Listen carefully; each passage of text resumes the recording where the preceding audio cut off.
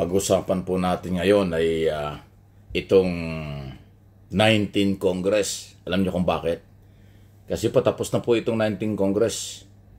Magre-resist na po sila ngayong linggong ito dahil Christmas vacation na yan, both Congress and Senate. At babalik sila sa, kung di ako nakakamali, January 13, second week na ng January 2025. Open close na lang yan, sandali na lang doon. Tapos totally sarado na yan dahil magkakaroon po ng election sa Mayo. Kampanya na kasi pagdating ng bagong taon eh. So, magbubukas yan sa July na for another Congress, 20 Congress na yon. Ngayon, ito pong 19 Congress, sa akin pong observation at opinion, ang isa sa pinakamakulay na kongreso. Alam niyo bakit? Kasi po napakaraming investigasyong ginawa, both Congress and Senate. Okay? Sa 19th Congress. Especially sa pagkakabuo ng Quadcom, na palagay ko naman ay napakalaki nang naitulong sa taong bayan sa isyu ng kaalaman kung ano ba ang trabaho ng Kongreso in aid of legislation, oversight function, at bilang mga mambabatas. Kung sa Senado, nalito kayo dahil parang personalan o parang sa Senado ay may takipan, lalo na ho dun sa komite ng public order ni Senador Bato de la Rosa. Alam naman nating Maka Duterte yan, na nung patulan niya yung ibang mga testigo na sumisira kay Pangulong Marcos, ay wala namang nangyari. Puro fake news. Puro salita lang na wala hong patunay. Lalo na yung Morales at kung ano-ano pang mga isyu. Yung isyu ng drugs or bangag ang Pangulo, yung gumagamit ng illegal drugs, wala ho silang napatunayan until now.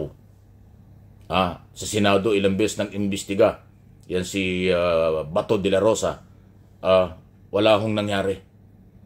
Okay, ewan ko kung merong na-file. Alam ko meron na yata namang na-file silang proposed bill, pero maiipit yan. Okay, sa Kongreso naman, Quadcom. Ito yung nag-imbestiga sa napakaraming issue. Human rights violation, illegal drugs, pogos, na napakalaki na idinulot na crime at kahihiyan sa ating bansa dahil nakapasok ang may mga kasong kriminal galing sa China, nakapagtrabaho dito, kumita dito na napakalaking pera, nakabili ng mga property. Kaya nga pati yung Committee on Public Accounts, illegal drugs, public order and safety at human rights violation, yan yung Quadcom. First time po kasing mangyari yung 4 na komite na pinagsama na tinawag nilang Quadcom hearing. Wala pa. Mula noong 1987 na mabuo ang bagong kongreso at bagong saligang batas. Doon nagsimula yan 1987. Wala hong ganyang klaseng hearing.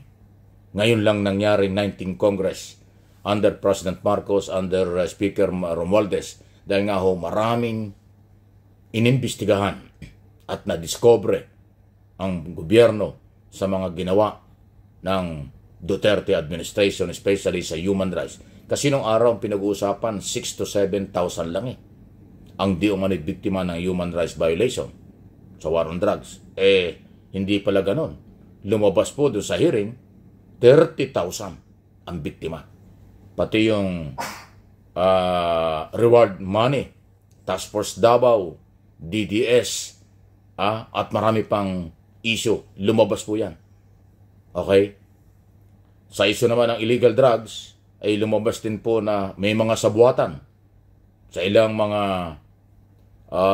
personalidad sa pamahalaan noon at mga Chinese national na mga negosyante. Hindi natin alam kung sila ba ay Filipino-Chinese or 100% Chinese national na nakapagnegosyo dito ng illegal drugs. Quadcom ang nakadiscover niyan. Okay? Yung peace and order talagang napakalaking problema dahil nga ho maraming operation ang Duterte administration at General Bato de la Rosa bilang Director General ng PNP bago naging senador. At yung libo-libo, ito yung matindi, libo-libong mga sakahan, lupa dito sa buong Pilipinas hindi lang sa Luzon ang nabenta na nakasapakat pa ang ilang mga mayor, kasalukuyang mayor at mga dating mayor. Dahil sila ay nag-recruit sa mga farmers para ibenta sa mga negosyanteng di umano'y Filipino-Chinese, yun naman pala ay fake ang dokumento at mga 100% Chinese. Nakapagtayo ng mga building, condo, mansion, nakakaduda kung saan galing ang pera sa illegal na operation ng Pogo. Yung Pogo na discover natin, mga 40 or 36 lang ang legal na may lisensya. Mahigit na 300 ang walang lisensya at illegal nag-operate. Diyan nangyari may mga human rights violation, mga torture, prostitution at iba pa. So kung iisa-isahin po natin talaga napakadami ng nadiscover. Pero siyempre may mga sektor na identify na mga Duterte supporters hindi naniniwala sa Quadcom hearing. Pero ako bilang political blogger at mamamahayag ay nakita ko malaki ang naitulong sa kaalaman, malaki ang maitutulong kung mag-aaproban ang 6 o 5 mga proposed bill in aid of legislation na i-file dahil nakita nila ang basihan na kung paano i-amend, dapat i-amend at gumawa ng mga bagong batas dahil nga sa Quadcom. Pagrekomenda ng mga kaso sa DOJ at Office of Solicitor General para kasuhan ang nakaraang gobyerno, lead by former President Duterte. Ngayon lang po nangyari ito, na yung dating Pangulo ay kasamang kakasuhan ng Kongreso or irerekomenda. By the way, ang trabaho ng Kongreso at Senado ay recommendatory lang. Wala silang power to prosecute. Ang kanilang yung power to contempt kung hindi po makikipag-ugnayan at lalabag sa kanilang rules sa Kongreso. So, yun po yung nakita ko. Madalit sabi, ang akin pong assessment at opinion, malaki ang naitulong ng Quadcom sa kaalaman ng taong bayan kung ano ba ang nangyari sa nakaraang pamahalaan under Duterte administration. Marami ring na-discovering dapat kasuhan, maraming na-discovering dapat baguhin mga batas. So yan po yung in aid of legislation. Kung kailan ang mga kaso, prosecution, hanggang sa korte, ang executive department na ang bahala dyan. Pati mga polis, na-discover natin, nagamit din. Ginamit sila sa war on drugs. Maraming mga polis ang nakasuhan. May mga nawalang buhay, mga nasugatan dahil sa utos nga po sa war on drugs ng Duterte administration. Pero ang masakit na na-discover natin, marami pala sa kanila na abandona yung pangako na bibigyan ng tulong legal o sa magitan ng legal assistance, mga lawyer at iba pa. Hindi naman nangyari. Nabuko pa sa Quad Committee na wala ni kahit magkaanong pera. Nangako si Duterte na magbibigay ng 1 million. Ayaw ako kung anong mangyayari. Baka hanggang pangako lang kasi until na wala pang natatanggap ng pulis sa pangakong 1 million. Pero napakaliit po nun. Kung ikukumpara natin ang pangako na nakaraang pamahalaang siya ang mananagot, siya ang bahala, magdepensa, magpakulong kung sakaling sumabit ang mga pulis. Ngayon po nagkasabit-sabit na. Nagkanya-kanya na sila. Naglaglagan pa nga.